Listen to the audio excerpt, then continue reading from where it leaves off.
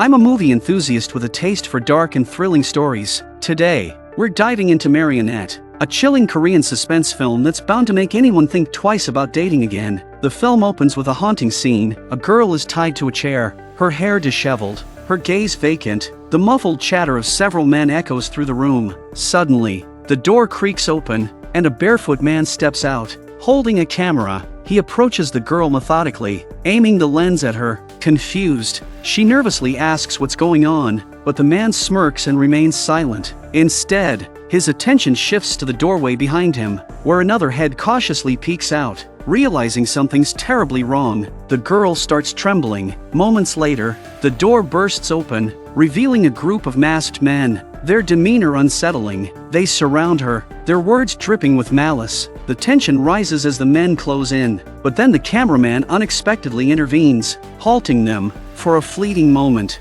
it seems like he might show mercy, but his next words shatter that hope. This kind of entertainment is meant to be shared. What follows is a sequence of harrowing abuse and torment that the perpetrators cruelly record, amplifying the film's unsettling message about power and exploitation. Meet Mina, an 18-year-old high school student who loves fashion, beauty, and like most girls her age, dreams of romance. One day, Mina starts dating a boy she met online. After just 3 days of chatting, they decide to meet in person. Her new boyfriend is charming, handsome, and has a mesmerizing singing voice that leaves Mina completely enchanted. To her, he seems like the perfect Prince Charming. As they share lingering glances filled with affection, their young love blossoms. In a cozy KTV room, their connection deepens, leading to an intimate first moment together. Later that night, Mina calls her mom, claiming she's staying over at a friend's house. Unsuspecting, her mom agrees, giving Mina the freedom she thinks she needs for her budding romance. With the plan working perfectly,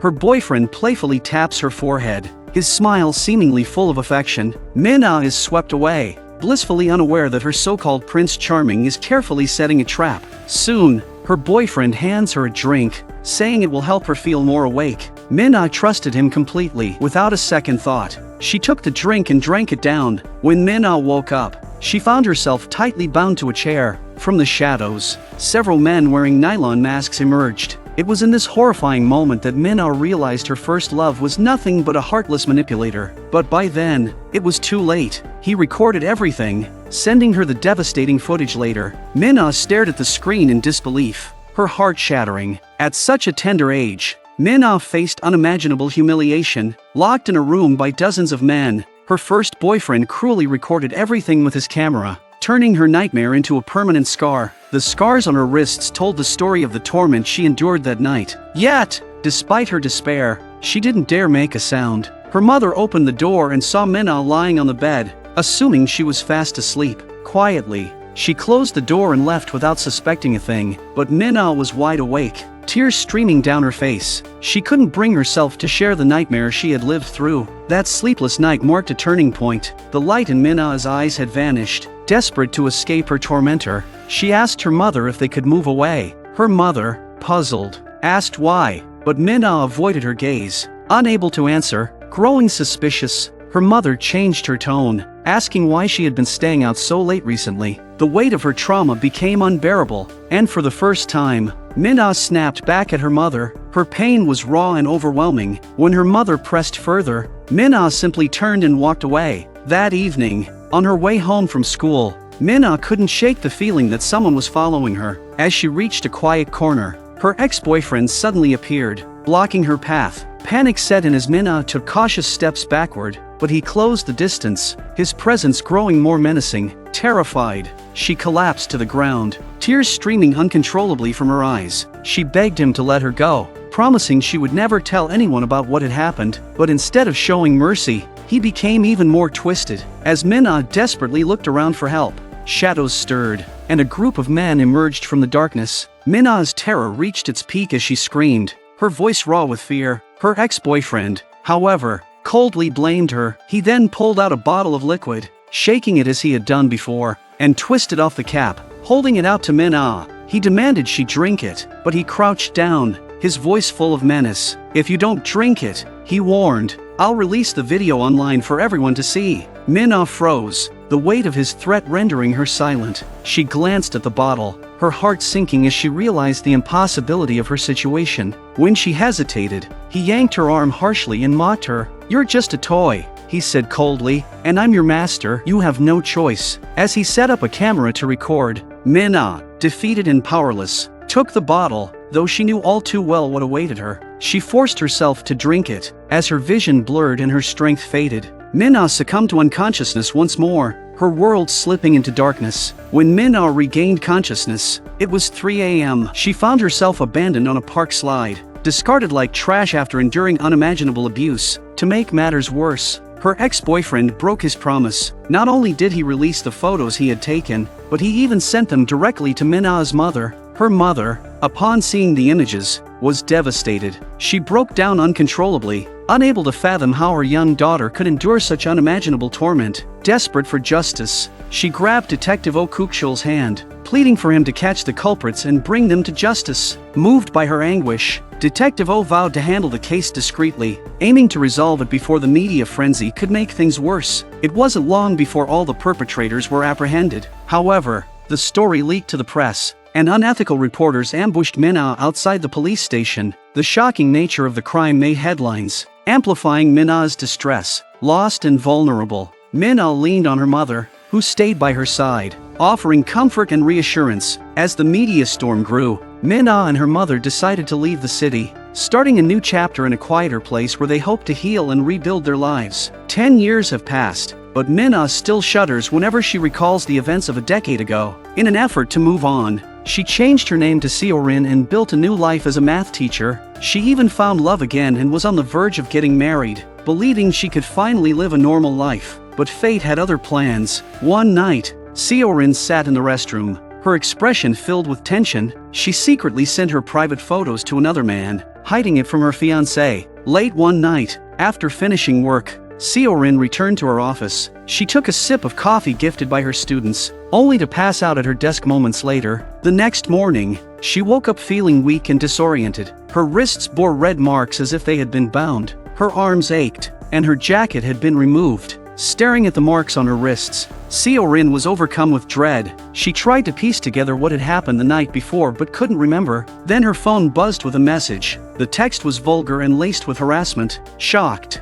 Seorin opened another message to find photos of herself intimate. Compromising photos, and not just one or two. Desperate to uncover the identity of the mysterious sender, she received only cryptic taunts in return. Suddenly, a video arrived. Seorin watched in horror as the footage revealed her tied to a chair, surrounded by masked men. It was then that Seorin realized the full extent of what had happened to her that night. The sender threatened to release the video and photos unless she complied with their demands. Overcome with despair, Seorin wept, the scars of 10 years ago resurfacing with brutal clarity. From that day on, Seorin lived in constant fear, terrified that her past would be exposed and ruin her life. She worked tirelessly to keep it hidden, especially from her fiancé. But as fate would have it, the very thing she feared most came to pass. That evening, Seorin joined her fiancé and his parents for dinner. The atmosphere was warm and lively, and her graceful, well-mannered demeanor left a great impression on his family. Everything seemed perfect until Seorin received another text from the mysterious sender.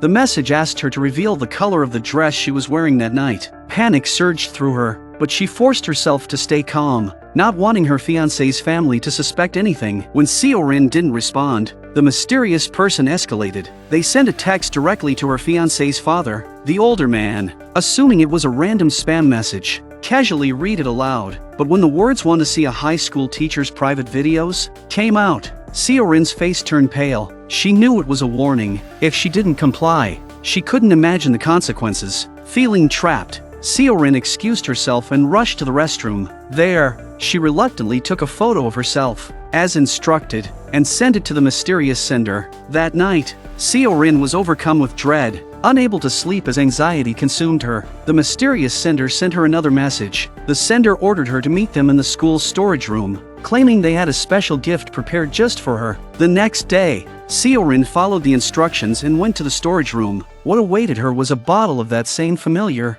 horrifying drink, one that immediately brought back the painful memories from 10 years ago. The flashbacks hit her like a tidal wave, leaving her head pounding and her chest tight with panic. But this time, Seorin didn't give in. Grabbing the bottle, she smashed it to pieces in a moment of defiance. Then, she rushed to the restroom to calm herself, unsure of what punishment might follow for her rebellion. While teaching her students later, another message arrived from the mysterious sender. "You disobeyed me." It read, "Now, you will pay the price." The punishment was clear. The sender threatened to release Seorin's private photos and videos for all her students to see, exposing the side of their respectable teacher that no one knew. Chaos erupted in the classroom as students excitedly pulled out their phones, eagerly anticipating the countdown displayed on the message. Seorin, paralyzed with fear, collapsed to the floor, unable to face her students. But as the countdown ended, something unexpected happened. The noisy classroom fell silent. Confused, Seorin stood up and looked around. Grabbing a nearby phone,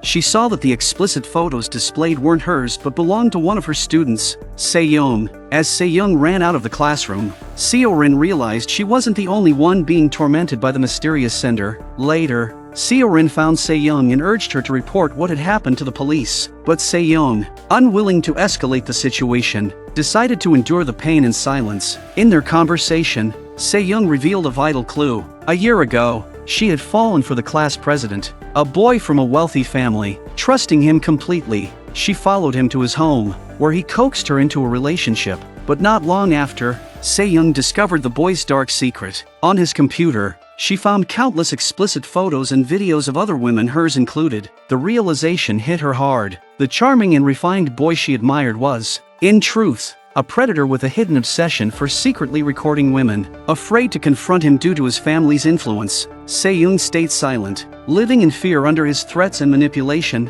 After hearing Se-young's story, Seorin began to suspect something bold. Could the person threatening her also be the class president? Determined to find out, she decided to follow him. That evening, Seorin tracked the class president to a KTV. She wanted to see who he spent time with and what kind of people were in his circle. Cautiously, she crept up to the door of his private room, but just as she was peeking inside, someone pressed their face against the glass, staring straight at her. Startled, Seorin bolted, running out of the KTV. Before she could get far, however, a man in black grabbed her and pulled her into a dark alley. To her shock, it was Detective Oh Kuk-shul, the same officer who had handled her case 10 years ago. Back then, due to Oh Kuk-shul's oversight, details of her case had been leaked, allowing unethical media to exploit the story. The incident had forever altered her life. Now, 10 years later, Seorin had a new identity and a fresh start, or so she thought. Instead, she found herself trapped in the same cycle of torment. Seorin shared her suspicions with Oh Kuk-shul, perhaps out of guilt, or perhaps to redeem himself for past mistakes. Oh Kuk-shul, now retired, promised to help her with everything he had. With his support,